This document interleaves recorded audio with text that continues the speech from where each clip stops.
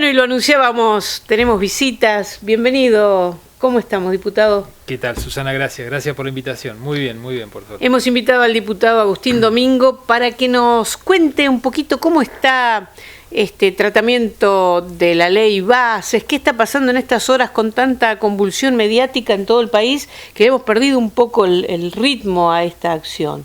¿Cómo está? ¿Tenemos ley? ¿Habemos ley? Sí, ahora resta la promulgación por parte del presidente, pero se cumplieron con todos los pasos que debía dar el Congreso. Se trató primero en diputados, que fue la Cámara de Origen, luego el Senado le hizo algunas modificaciones y finalmente la semana pasada en la Cámara de Diputados se votó por el sí o por no de esas modificaciones. En el caso de la ley Bases se aceptaron todos los cambios que introdujo el Senado. Ahí hubo algunas limitaciones en la cantidad de empresas a privatizar y hubo algunos cambios en el régimen de incentivo a las inversiones. Y bueno, todos esos cambios fueron acompañados y votados favorablemente por la Cámara de Diputados. Y en el paquete fiscal o el paquete de medidas fiscales hubo algunos cambios que se aceptaron y otros que no.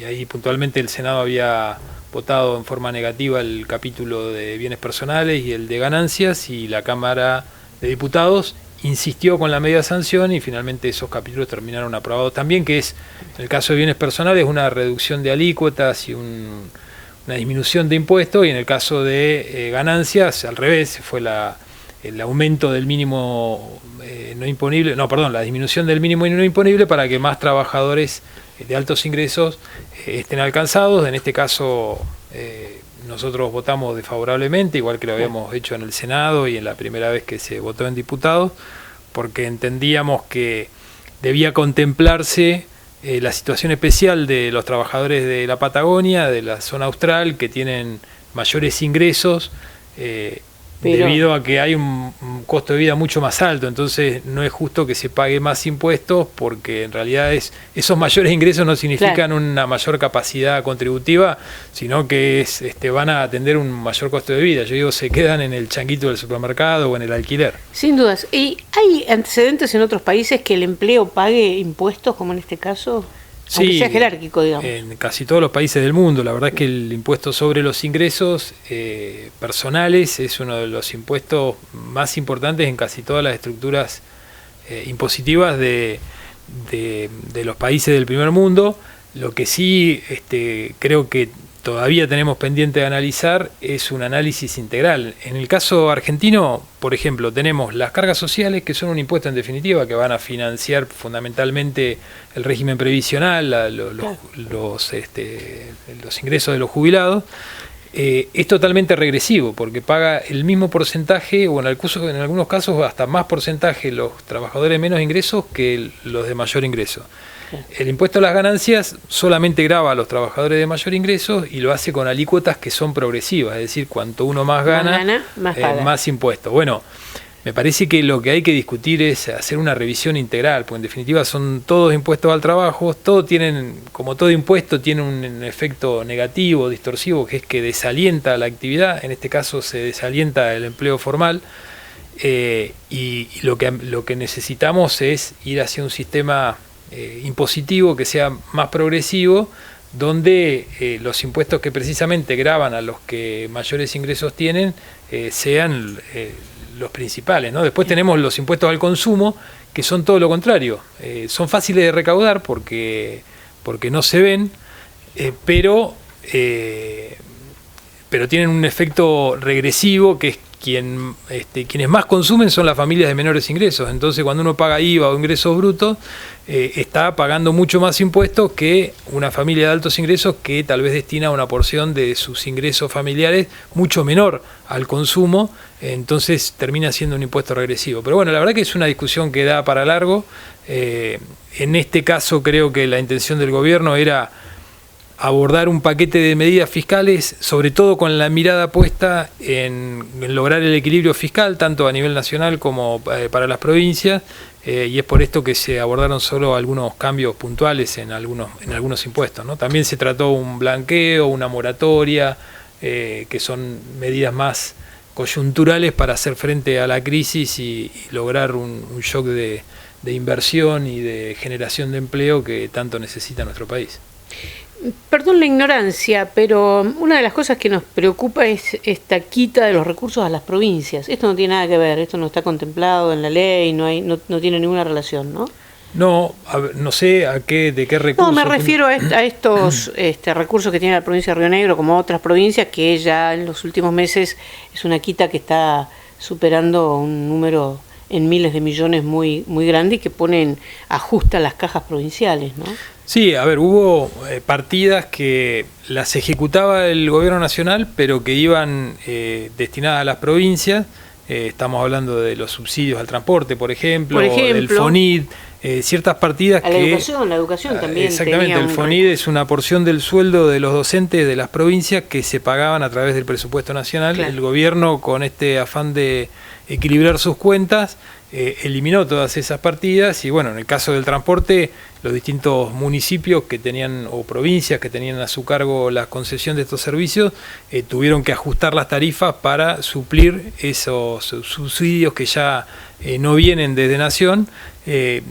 Todo eso hace que siga siendo imperante discutir un nuevo pacto fiscal, ¿no? O sea, si el gobierno nacional decide dejar de gastar esos fondos que iban a las provincias, bueno, entonces tenemos que discutir también los recursos. Creo que un poco lo que se aprobó en el paquete fiscal apunta a eso, a recomponer de alguna manera ciertos impuestos que son coparticipables. Otro capítulo muy importante que se aprobó es el de los impuestos al tabaco. Ahí teníamos, por una estrategia jurídico-legal, una de las tabacaleras que tiene una gran porción del mercado no pagaba impuestos internos. Ese es un impuesto que es coparticipable y a partir de los cambios que se hicieron se va a terminar con esa distorsión. Ahí también van a venir más recursos para que las provincias puedan atender los servicios que prestan, que la verdad es que cuando uno mira, bueno, cuál es el rol del Estado, cuáles son los servicios que no se pueden cortar con la motosierra, que sí o sí los tiene que prestar el Estado, ahí vemos que están fundamentalmente en cabeza de las provincias, con la salud, la seguridad, la educación, la justicia, o de los municipios, con los servicios de infraestructura básica que presta un municipio, recolección de residuos. Digo, esos son servicios que no se los puede dejar a que los brinde el privado, que lo resuelva el mercado.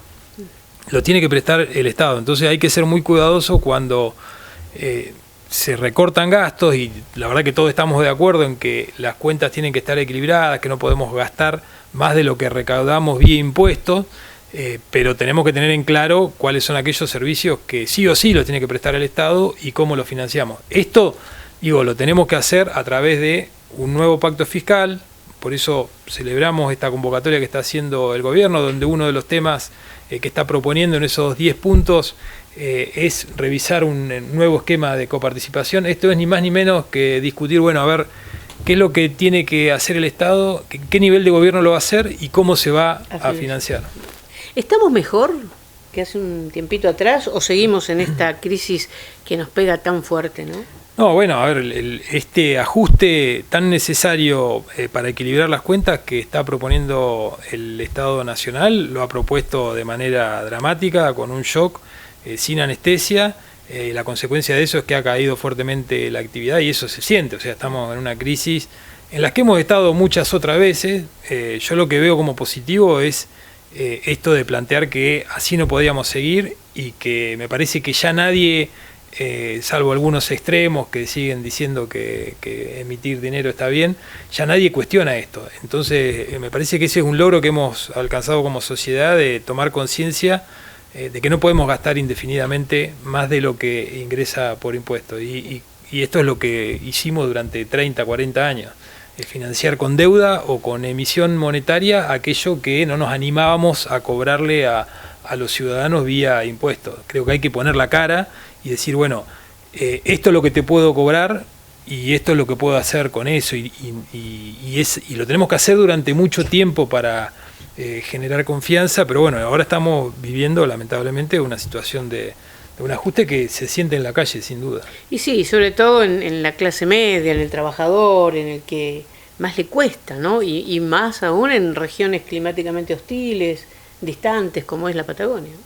Sí, sí, sin duda. Por eso, bueno, nosotros planteamos siempre, y lo vamos a seguir haciendo, que cuando se toman estas medidas de ajuste se tienen que tomar de manera equitativa. No puede ser que nosotros sigamos pagando el boleto de colectivo 3 veces más caro que en el AMBA, que en la ciudad de Buenos Aires, y que el motivo sea el mismo que el que teníamos en la gestión anterior, con un gobierno de signo político totalmente distinto. El motivo es que el gobierno nacional, con el presupuesto nacional, con los impuestos que pagamos todos los argentinos, desde La Quiaca hasta Ushuaia, sigue dándole más plata a los sistemas de transporte del Gran Buenos Aires que a los del interior. Al interior se los cortó directamente, dijo arréglense ustedes. Bueno, la consecuencia es que... ¿Qué idea tendrá, no, el presidente y otros presidentes? ¿Qué idea de país tendrán, no? Pues se les termina ahí en la provincia de Buenos Aires, se les termina el país, ¿no? Sí. Da esa sensación, ¿no? Sí, lamentablemente sí, por eso el lugar para equilibrar eso es el Congreso de la Nación, y ahí el peso de los que representamos a las provincias y que conocemos cómo es la vida del interior, somos los que podemos hacer la diferencia. Bueno, creo que el caso de Ganancia fue emblemático, incluso desde partidos que acompañaron, como el PRO, como el radicalismo, a las leyes o a las iniciativas que envió el gobierno nacional, votamos en contra de diputados de la Patagonia y senadores, votamos en contra de la restitución del impuesto a las ganancias, precisamente porque no contemplaba una situación particular que tenemos aquí en esta región. ¿Y qué se viene ahora? ¿Qué se puede esperar que se note, que se palpe en la vida cotidiana a partir de todo este próximo pacto que tiene fecha en julio? ¿O no hay todavía fecha para ese pacto? Sí, la convocatoria es para el 9 de julio. Allí creo que como positivo también se ve un cambio de actitud en el gobierno nacional. Se vio un cambio en la discusión de la ley base respecto a cuando arrancamos en enero en extraordinarias a lo que fue finalmente el desenlace. Mucha mayor apertura al diálogo, a escuchar lo que planteábamos desde los distintos bloques que nos prestamos para la discusión. Y creo que con el pacto fiscal también arrancó siendo un pacto de adhesión que no se le podía mover una coma, y se accedió a modificar algunas cuestiones que muchos habíamos planteado. La principal, que la educación no podía estar afuera, con lo cual se incluyó la educación como uno de los puntos básicos. Yo creo que si hay algo que nos hizo grandes como país y nos hizo crecer y estar a principios del siglo pasado, como le gusta recordar siempre al presidente, entre las primeras potencias del mundo, las primeras economías del mundo, fue la educación de calidad que teníamos, que nos distinguía de casi todos los países de la región. Hoy la verdad que tenemos un gran desafío como país para mejorar nuestro sistema educativo, y ese es uno de los puntos, uno de los consensos que ha sido incluido. Bueno, creo que es un punto de partida esto. Hay que, a partir de ese acuerdo o pacto de mayo, hay que trabajar en leyes que le den forma y en consensos con las provincias, con los referentes de los trabajadores también. Creo que todos tienen que ser parte de un acuerdo que nos permita sentar las bases para crecer como país y no discutir cosas que ya no pueden ser discutidas, ¿no? Que ya tienen que estar resueltas. Muy bien, bueno, muchísimas gracias por su tiempo, diputado. La verdad es muy interesante escuchar, tratar de comprender en este idioma mucho más accesible. Por eso muchas gracias. Y bueno, esta realidad que nos atraviesa, como tantas otras, y que nos deja con muchas preocupaciones, ¿no? Estamos pasando momentos muy difíciles, las familias todas, ¿no? Pasando momentos muy difíciles, los servicios, el invierno, bueno, el turismo fuertemente afectado también, ¿no?, en esta crisis económica. Sí, bueno, esperemos que se reactive la actividad privada, que se genere mucho empleo genuino a partir de esta reactivación, y creo que esa es la forma genuina que vamos a tener de salir adelante y de mejorar nuestra calidad de vida con trabajo, que es lo que en definitiva todos queremos. Muchísimas gracias, muy amable diputado. Nos vamos a la pausa, enseguida volvemos con más aquí en Limay Noticias.